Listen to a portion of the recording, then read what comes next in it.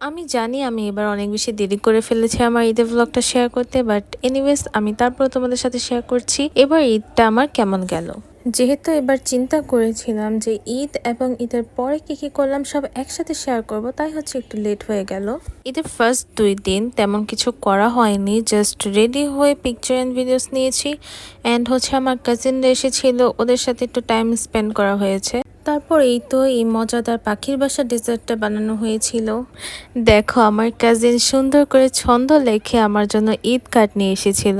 তারপর বলো কে কত টাকা ঈদি পেলা এবার। ঈদের থার্ড ডেতে আমরা কাজিনরা মিলে একটু বাইরে গিয়েছিলাম। আমি বেসিক্যালি একটু সুন্দর সুন্দর ছবি তোলার জন্য গিয়েছিলাম, কিন্তু আমার ভালো ভালো ছবি আসেনি। তারপর ছিল খালামণির বাসায় দাওয়াত, আর এখানে মজার মজার খাবার রান্না করা হচ্ছিল। তারপরেই তো সবাই একসাথে খাবার দাবার শেষ করে আমরা কাজিনরা মিলে বসে উনো খেলতেছিলাম। এই ছিল আমার Eid blog. Thank you for watching.